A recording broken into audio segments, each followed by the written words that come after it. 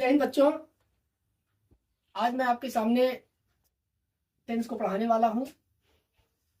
काफ़ी बच्चों का कहना है कि सर जी पहले बेसिक रूप में कुछ जो टेंस है थोड़ा सा उसको समझा दीजिए, उसके बाद आप जो भी आगे चीज़ें उसको समझाइए।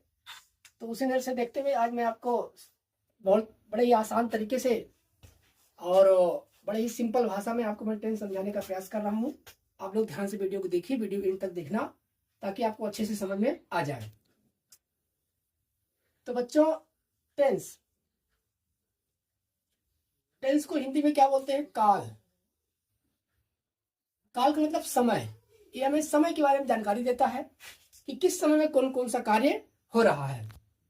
बेसिक रूप में आपको पता ही है कि टेंस 3 प्रकार के होते हैं। नंबर 1 पे कौन सा होता है? प्रेजेंट टेंस होता है।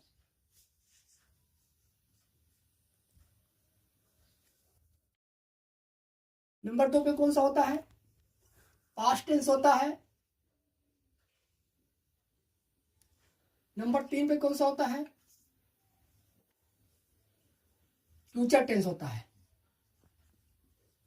प्रेजेंट टेंस को हिंदी में क्या बोलते हैं? वर्तमान काल। और पास्ट टेंस को क्या बोलते हैं? भूतकाल। और फ्यूचर टेंस को क्या बोलते हैं? भविष्यकाल।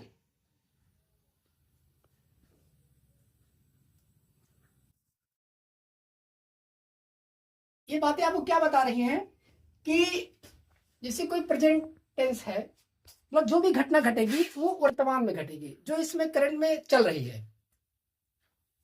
और पास्ट टेंस मतलब क्या होता है? जो भी जब कोई कार्य पीछे हो गया रहता है उसे पास्ट टेंस बोलते हैं। और जब कोई कार्य आगे होने वाला है तो उसे क्या बोलते हैं हम लोग? फ्यूचर टेंस बोलते हैं, यानी भविष्यकाल। अब इसके भी प्रकार होते हैं, जैसे प्रेजेंट टेंस है, पास्ट टेंस है, फ्यूचर टेंस है, इसके भी क्या होते हैं? प्रकार होते हैं। इन सब के 4 प्रकार होते हैं। जैसे इसमें से पहला प्रकार कौन सा है? पहला प्रकार है इंडेफिनिट।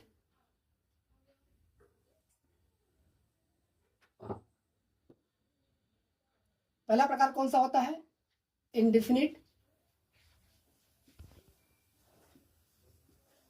दूसरा होता है कॉन्टिन्यूअस। तीसरा क्या होता है? परफेक्ट। चौथा होता है परफेक्ट कॉन्टिन्यूअस।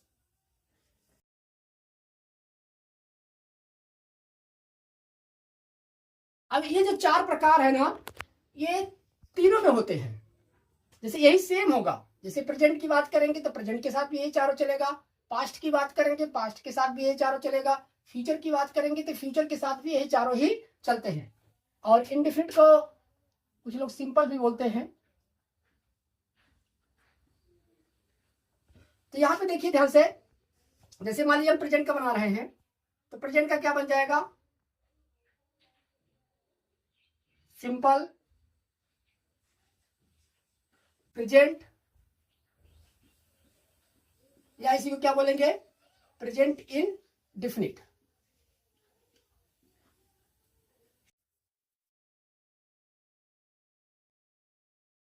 उसके बाद क्या आ जाएगा? Present continuous.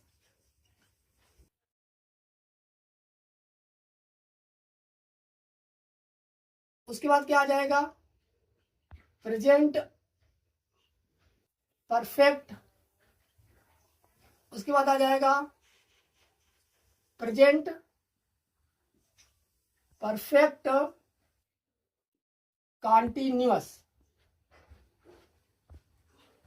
Number 1, number 2, number 3, number 4, ये प्रेजेंट के चारों भाग हो गए। कहने का मतलब हमने केवल क्या किया? यहाँ पे प्रेजेंट को लिया हमने, प्रेजेंट के साथ हमने इंडिफिनिट लगा दिया। Present in definite, present continuous, present perfect, present perfect continuous.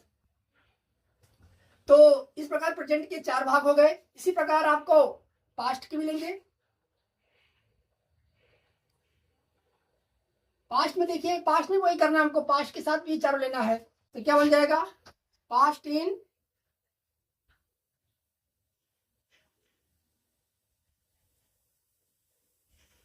Definite, उसके बाद पास्ट के बाद दूसरा कौन सा हो जाएगा, पास्ट का दूसरा पास्ट कॉन्टिन्यूअस। उसके बाद पास्ट का तीसरा कौन सा हो जाएगा, पास्ट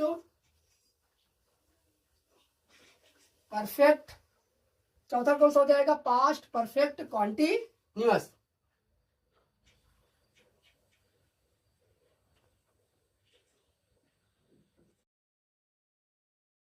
सेम चीज है, अगर आप हल्का सा ध्यान देंगे चीजों को तो आपको टेंस के नाम आसानी से क्या हो जाएंगे, याद हो जाएंगे। सेम जैसे प्रेजेंट में लिया गया है, सेम उसे कहा लिया गया है, पास्ट में लिया गया, इसको सिंपल पास्ट भी बोलते हैं।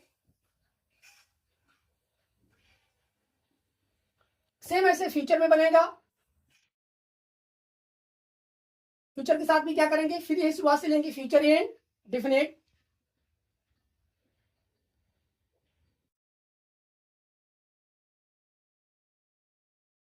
उसके बाद दूसरा कौन सा बन जाएगा, फ्यूचर कॉन्टिन्यूअस। उसके बाद बन जाएगा फ्यूचर परफेक्ट। नेक्स्ट आपका लास्ट में बनेगा आपका फ्यूचर परफेक्ट कॉन्टिन्यूअस। तो अगर इसको बच्चों देखें कितना आसान है 12 टेंस का याद करना, हमको केवल हमको ये याद होना चाहिए कि प्रेजेंट पास्ट फ्यूचर, ये 3 टेंस आपके पास हो गए, प्रेजेंट पास्ट फ्यूचर, ये मेन 3 टेंस है। इसी के 4 प्रकार होते हैं और प्रकार सब में सेम है, जो टाइप है सबके और टाइप सब में क्या है, सेम है। यदि हम प्रेजेंट के साथ इनको लगाते हैं तो बनेगा present indefinite, present continuous, present perfect, present perfect continuous. अब पास्ट को लगाएंगे, पास्ट में बनाएंगे पास्ट के चारों, तो पास्ट के साथ भी फिर इन्हीं चारों को लगाना है, past indefinite, past continuous, past perfect continuous. Same इसी प्रकार बन जाएगा फ्यूचर का, future indefinite, future continuous, future perfect continuous. इस प्रकार 4 टेंस आपके प्रेजेंट के बनेंगे, 4 बनेंगे आपके पास्ट के और 4 बनेंगे आपके किसके, फ्यूचर के। तो कुल मिलाकर के आपके ये 4 8 होते हैं, 8 4 कितना होता है 12। इस प्रकार आपके टोटल 12 टेंस क्या हो गए, 4 आपके किसके हो गए, पास्ट के, और 4 आपके किसके हो गए, आपके प्रेजेंट के, और 4 हो गए आपके फ्यूचर के। इस प्रकार जो हम लोग पढ़ते हैं 12 टेंस होते हैं, यही 12 टेंस का नाम है। तो बच्चों इसको हमको ध्यान से क्या करना है, पहले नाम को याद कर लेना, नाम याद करना बहुत इंपॉर्टेंट है। नाम नहीं याद कर पाएंगे तो बहुत कंफ्यूजन आपको होती है जब आप टेंस बनाने लगते हैं। तो सबसे पहले आप लोग क्या करना, इसको 2-3 बार रिवाइज करके क्या करना, सबसे पहले इसको आप लोग नाम याद कर लेना। अब इसके आगे हम लोग एक एक टेंस लेते हैं और उसको पढ़ना शुरू करते हैं, ठीक है। तो इसको भी मैं इरेज कर दे रहा हूँ, इरेज करके हम एक एक टेंस पढ़ते हैं। तो बच्चों देखिए, अभी आज हमने प्रेजेंट इंडेफिनिट टेंस आपको समझाने का प्रयास कर रहा हूं मैं। सबसे पहले देखिए, कोई भी हम अगर टेंस बनाते हैं तो हमको सेंटेंस के बारे में अच्छी जानकारी होनी चाहिए। सेंटेंस का फॉर्मेट क्या होता है, सेंटेंस को कैसे लिखा जाता है। अगर हमको कोई सेंटेंस बनाना है, इसमें हमको सबसे प्रथम क्या ध्यान देना पड़ता है, सब्जेक्ट के लिए। सब्जेक्ट की पहचान करना आपको आना चाहिए, और उसके बाद इसमें वर्ब होता है, और उसके बाद क्या होता है, ऑब्जेक्ट होता है। कोई भी सेंटेंस हमको बनाना है, हमको इन सब चीजों को उसमें लिखना पड़ता है, सब्जेक्ट, वर्ब और ऑब्जेक्ट। अब ध्यान देने की बात यहाँ पे है कि वर्ब में जो आपको टेंस में पढ़ना है, इसमें आपको 2 टाइप के वर्ब पढ़ना है। तो ये आपका क्या बन जाएगा, सब्जेक्ट, और इस वर्ब में 2 पार्ट हो जाएंगे। एक आपको हो जाएगा हेल्पिंग वर्ब, एक हो जाएगा आपका मेन वर्ब, और फिर क्या हो जाएगा आपका ऑब्जेक्ट। ये सेंटेंस बनाने का तरीका है कि आपको सब्जेक्ट, हेल्पिंग वर्ब, एचवी मतलब क्या हो गया बच्चों, हेल्पिंग वर्ब, और एमपी का मतलब क्या हो गया, मेन वर्ब, और उसके बाद आपको ऑब्जेक्ट। इसी फॉर्मेट में क्या करना है, आपको सेंटेंस को बनाना है, और आगे भी इसको हम पढ़ने का प्रयास कर रहे हैं। देखिए, सबसे पहले आपको पता ही होगा प्रेजेंट इंडेफिनिट आप लोगों ने बहुत बार पढ़ा होगा कि इस वाक्य के अंत में क्या आता है, ता है, ती है, ते है, आदि प्रकार के क्या होते हैं आपको शब्द आते हैं। तो इस वाक्य के अंत में क्या आता है, ता है, ती है, ते है, आदि शब्द आते हैं।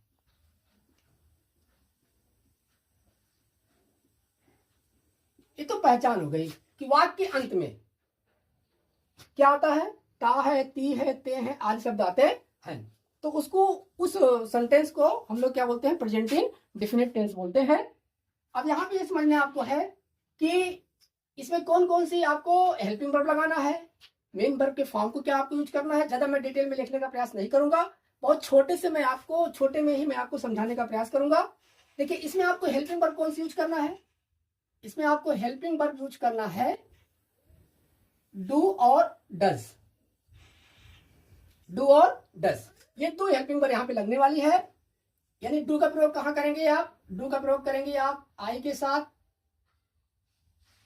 यू के साथ, वी के साथ, दे के साथ, और जो भी आपके प्लूरल सब्जेक्ट रहेंगे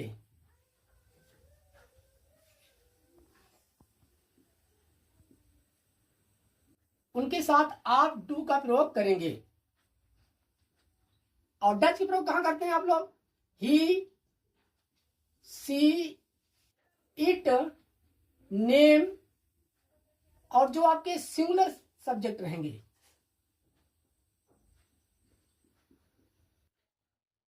उनके साथ आप डच का प्रयोग करेंगे। यानी आपके पास दो हेल्पिंग वर्ब है, जैसे हमने लिखा ना हेल्पिंग वर्ब लगाना आपको, तो जब आपको हेल्पिंग वर्ब लगाना रहेगा तो आप डू को भी लगाना पड़ेगा, आपको डच को भी लगाना पड़ेगा। तो डू कहाँ लगाएंगे, डच कहाँ लगाएंगे। ये हमारे प्रोनाउन होते हैं, I, you, we, they, he, she, it, ये हमारे क्या होते हैं, प्रोनाउन होते हैं, जो नाम के बदले पे क्या होते हैं, यूज होते हैं। बाकी नाम और भी जो आपको प्लूरल सब्जेक्ट रहेगा, सिंगुलर सब्जेक्ट रहेगा, वो सब आपके नाउन रहेंगे। इसमें आप ये समझना आपको है कि अब आपको इसमें सेंटेंस होता है, जो टेंस के अंदर सेंटेंस होते हैं वो कई सेंटेंस में होते हैं। जैसे आपको यहाँ पे समझिए, जैसे पहले मैं ले रहा हूं आपको अफर्मेटिव सेंटेंस। यदि हम अफर्मेटिव सेंटेंस ले रहे हैं, अफर्मेटिव सेंटेंस दो तरीके से यहां पे बनेगा। सबसे पहले ये बनेगा कि जो हमारा सिंगुलर सब्जेक्ट वाला रहेगा, जिसमें हमारे पास सब्जेक्ट क्या रहेगा, सिंगुलर रहेगा, उसमें क्या करना पड़ता है हमको, उसमें हमको सब्जेक्ट और प्लस मेन वर्ब की फर्स्ट फॉर्म में क्या लगाना, हमको यस या ईएस लगाना पड़ता है, और उसके बाद ऑब्जेक्ट लिखना पड़ता है। और इधर अफर्मेटिव सेंटेंस में हम यहाँ पे नो हेल्पिंग वर्ब यूज, यहाँ पे हम हेल्पिंग वर्ब का यूज नहीं करेंगे। मतलब जो हमारे पास ये हेल्पिंग वर्ब है डू और डज, इसको हम अफर्मेटिव सेंटेंस में यूज नहीं करेंगे। यहाँ पे हम केवल सिंगुलर सब्जेक्ट के साथ में वर्ब में क्या लगा देंगे, यस या यस लगा देंगे, और सब्जेक्ट और ऑब्जेक्ट लिख देंगे। लेकिन यदि हमारा प्लूरल सब्जेक्ट रहेगा तो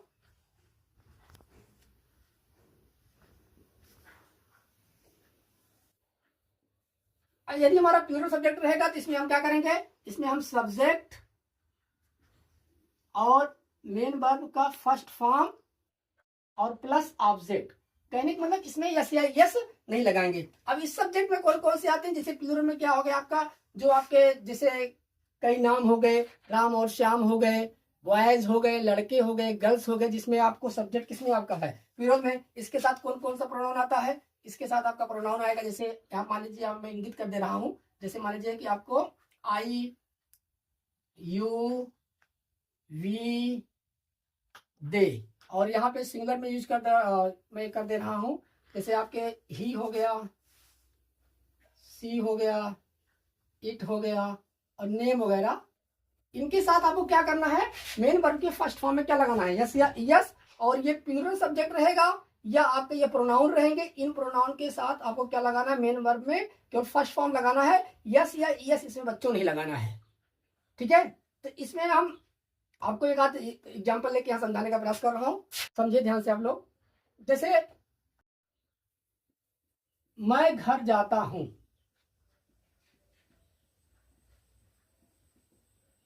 यहां क्या बन जाए, देखो मैं आपका क्या है, सब्जेक्ट है। तो यहाँ पे देखिए जो आपका स्ट्रक्चर बना हुआ है, स्ट्रक्चर पे ध्यान दीजिए, subject, main verb, first form yes या ऑब्जेक्ट, ये दूसरा है।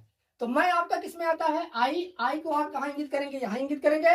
तो आई के साथ क्या लगाएंगे आप, जो आपके पास मेन वर्ब क्या आपके पास है, जाता मतलब किससे बना है, जाना से बना है, जाना के लिए क्या होता है, गो होता है, तो यहाँ गो टू होम, यहाँ पे आप यस या यस नहीं लगाएंगे। अगर यहाँ पे होता कि वह घर जाता है,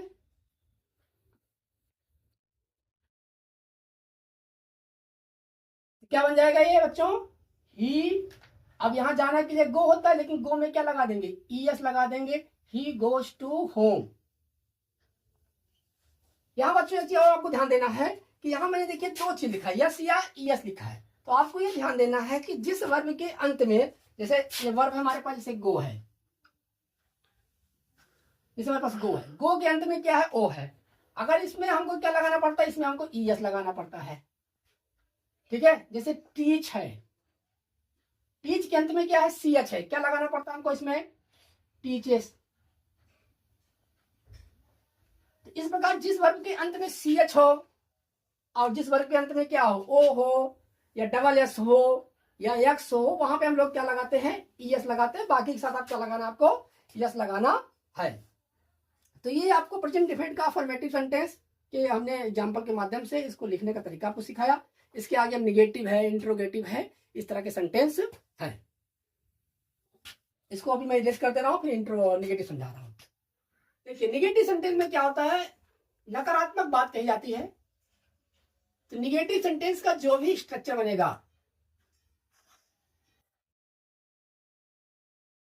निगेटिव सेंटेंस का स्ट्रक्चर क्या बनता है?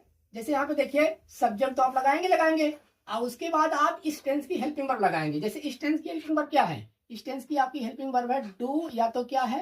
डज है। उसके बाद आप नॉट लगाएंगे और नॉट लगाने के बाद आप यहाँ पे मेन वर्ब का क्या लिखेंगे? फर्स्ट फॉर्म लिखेंगे और उसके बाद क्या लिखेंगे? आप ऑब्जेक्ट लिखेंगे। बस इतना आपको काम करना। उसके बाद कोई अदर वर्ड है तो अदर, अगर कोई वर्ड है तो अदर आप यहाँ बाद में क्या कर सकते हैं? आप लिख सकते हैं। ये नेगेटिव सेंटेंस का स्ट्रक्चर हो गया। सब्जेक्ट, ये हेल्पिंग वर्ब आपको डू डज है, हमने पीछे बता दिया अभी कि डू का प्रयोग कहाँ करना, डज का प्रयोग कहाँ करना। उसके बाद नॉट, उसके बाद मेन वर्ब फर्स्ट फॉर्म। यहाँ पे आप यस या यस नहीं लगेगा, चाहे सब्जेक्ट सिंगुलर हो और चाहे सब्जेक्ट के आपके पास हो प्लूरल हो। ऑब्जेक्ट, उसके बाद कोई चीज अदर चीज है तो उसको आपको लास्ट में मेंशन करना है। इसी प्रकार बच्चों हम इंट्रोगेटिव समझ लेते हैं। इंट्रोगेटिव, इंट्रोगेटिव सेंटेंस में दो तरीके के होते हैं। एक होता है यस या नो टाइप। यस या नो टाइप मतलब जिसमें हमको जो भी प्रश्न कोई कर रहा है आपसे तो उसमें आपको आंसर किस में देना पड़ता है? यस या नो में देना पड़ता है। इसी को इंट्रोगेटिव फर्स्ट टाइप भी बोलते हैं बच्चों। इसमें क्या होता है कि हिंदी वाक्य में ना सेंटेंस की शुरुआत क्या से होती है? जैसे क्या वह जाता है, क्या वह खाता है, ठीक है, क्या तुम विद्यालय जाते हो, क्या तुम बाजार जाते हो, क्या तुम गाना गाते हो। मतलब हिंदी वाक्य में जो सेंटेंस बनेगा वो हमारा क्या से बनता है। लेकिन अंग्रेजी में जो बनता है ना सेंटेंस, वो हेल्पिंग वर्ब से बनता है। मतलब शुरुआत किससे करेंगे हम? हेल्पिंग वर्ब से करेंगे। तो यहाँ पे जो आपकी हेल्पिंग वर्ब है डू या डज है, इसको सबसे आगे लिखेंगे। उसके बाद क्या लगाएंगे? सब्जेक्ट लगाएंगे। उसके बाद मेन वर्ब, फर्स्ट फॉर्म, उसके बाद ऑब्जेक्ट, उसके बाद जो भी अदर चीज रहेगी उसको मेंशन करेंगे, नहीं रहेगी तो नहीं मेंशन करेंगे। तो ये हमारा इंट्रोगेटिव सेंटेंस है। इंट्रोगेटिव सेंटेंस जब भी बनाएंगे तो हेल्पिंग वर्ब क्या करेंगे? ये दोनों हमारी क्या है? ये दोनों हमारी हेल्पिंग वर्ब है। इसको क्या करना? हमको आगे रख देना है, सबसे सब्जेक्ट के पहले लिख देना है। उसके बाद सब्जेक्ट, उसके बाद मेन वर्ब फर्स्ट फॉर्म में, उसके बाद ऑब्जेक्ट, उसके बाद अदर। ठीक है, अगर इसमें हम नॉट आ जा रहा है, मान लीजिए सेंटेंस में इंट्रोगेटिव निगेटिव बन जा रहा है,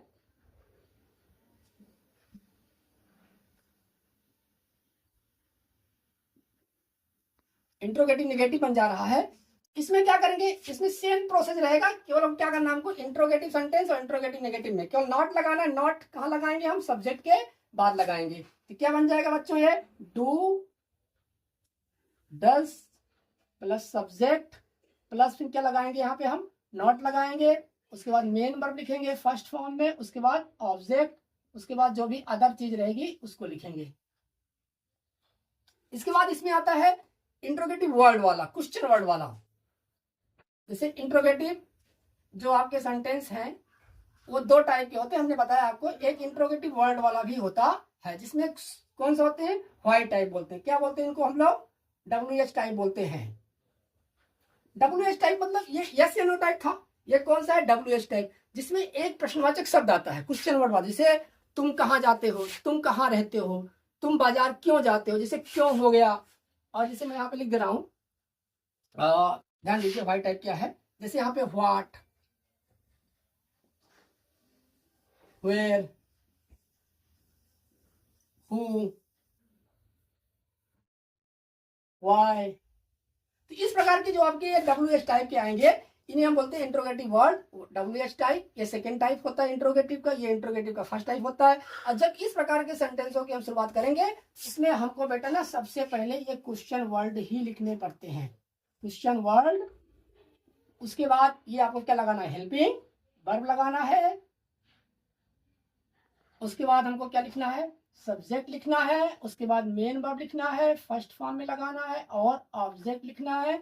उसके बाद अदर चीज जो भी रहेगी उसको मेंशन करना है। तो ये व्हाइट टाइप और हो गया। सबसे आगे जो आपको प्रश्न आता है, मान यहाँ पे क्या क्या व्हाट क्या होता है, जब क्या बीच में आता है तब इसको लिखते हैं। जब क्या कहाँ आए, बीच में आए। वेयर माने क्या होता है, कहाँ।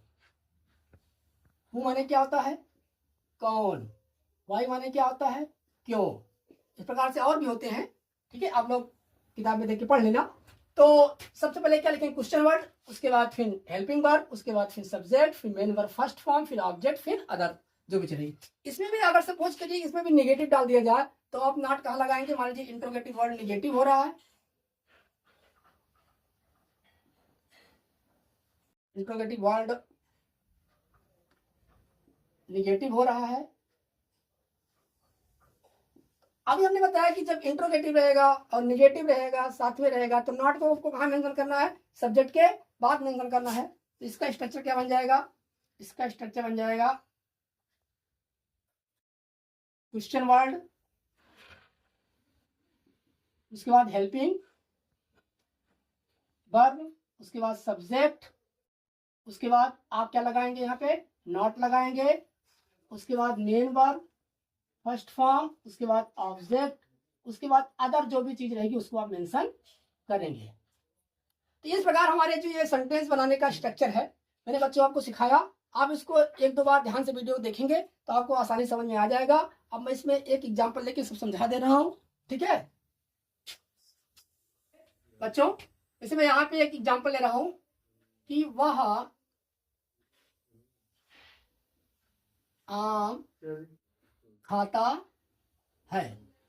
यहाँ पे आपको ध्यान देखिए कि ता है तियारा तो प्रेजेंट डिफिनिट हुआ और ये सेंटेंस अफर्मेटिव में है तो क्या बन जाएगा, ही। उसके बाद देखिए अफर्मेटिव मैंने बताया, अफर्मेटिव रहेगा तो आपको हेल्पिंग वर्ब का यूज नहीं करना है, डू डज का यूज नहीं करना है। तो क्या बन जाएगा, मेन वर्ब क्या आपके पास है, खाता। खाता किससे बना है, खाना से। खाना के लिए क्या होता है, ईट होता है। और हमने बताया अभी पीछे बताया था आपको ही के साथ क्या लगता है, आपको वर्ब में क्या लगेगा, यस या यस। तो यहाँ पे ईट के साथ क्या लगेगा, यस लगेगा। ही ईट्स मैंगो, वह आम खाता है। अब इसमें देखिए अगर निगेटिव बनाते हैं क्या बन जाएगा, वह आम नहीं खाता है,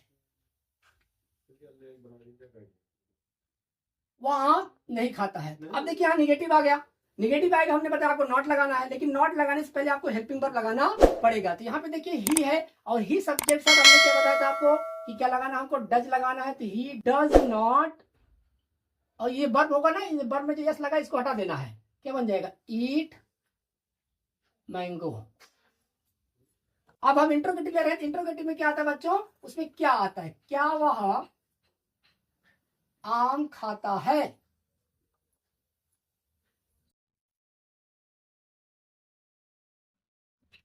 इसमें क्या बन जाएगा, हमने बताया क्या सबसे आगे आएगा तो इंट्रोगेटिव सेंटेंस होता है, फर्स्ट टाइप का होता है।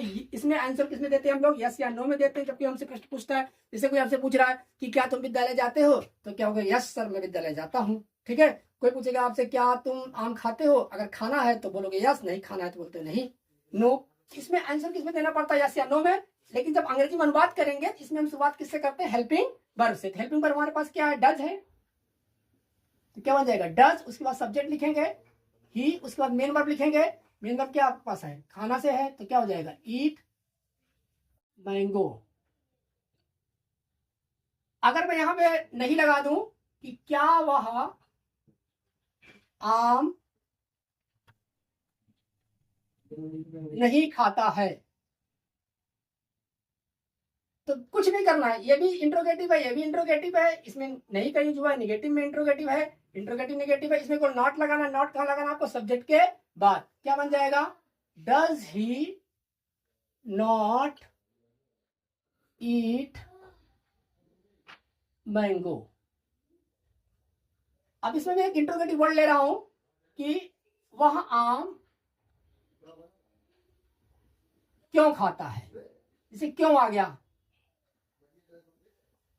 मैंने आपको बताया था अभी कि क्यों मतलब ये इंट्रोगेटिव वर्ड है, क्वेश्चन वर्ड है। अगर ये सेंटेंस में आ जाए कब, क्यों, कहाँ, कैसे, कौन, ये सब आ जाए तो इसकी अंग्रेजी सबसे आगे लिखना है आपको। तो क्यों की अंग्रेजी क्या होती है, वाई होती है। उसके पहले क्या लगाना आपको, उसके बाद आपको लगाना हेल्पिंग वर्ब। तो यहाँ पे सब्जेक्ट में क्या है, वह है तो ही बनेगा। तो ही के साथ क्या चलता है, डज चलता है। उसके बाद सब्जेक्ट लिखना है आपको, उसके बाद वर्ब को लिखना है। वर्ब आपके पास क्या है, ईट है। उसके बाद जो आपका ऑब्जेक्ट है, ऑब्जेक्ट लिखना है। अब इसमें अगर आप नहीं भी लगाना चाहे तो नहीं भी लगा करके आप सेंटेंस को बना सकते हैं, निगेटिव भी कर सकते हैं इसको, कि वह आम क्यों नहीं खाता है। तो कुछ नहीं करना बच्चों, हमने बताया आपको जब भी इंट्रोगेटिव निगेटिव हो तो नॉट, आपको इंट्रोगेटिव निगेटिव में नॉट लगाना। नॉट का स्थान कहाँ होता है, सब्जेक्ट के बाद। तो इस नॉट को आपको कहाँ लाना है, सब्जेक्ट के बाद लाना है। तो यहाँ पे आपका ये क्या बन गया, why does he not eat mango. इस प्रकार बच्चों हमने आपको जो सेंटेंस बनाने के तरीके होते हैं टेंस में, मैंने आपको affirmative, negative, interrogative, interrogative negative, interrogative word, why type वाला, और इसमें भी नॉट लगाना है। तो मैंने आपको सिखाया। आशा करता हूँ कि आपको पसंद आया। अगर पसंद आया बच्चों तो चैनल को, अगर आप लोग नए हैं तो उसको सब्सक्राइब करिए, अपने फ्रेंड सर्किल में क्या करिए, उसको शेयर करिए, ठीक है, ताकि ज़्यादा से ज़्यादा ये उपयोगी वीडियो सब लोगों तक पहुँच सके, ठीक है। अब आप लोग घर पे क्या करना है, इसको और भी सेंटेंस लेकर के बनाना, ठीक है। इसी से अपने इस सेशन को समाप्त कर रहा हूँ। बहुत बहुत आप लोगों का धन्यवाद।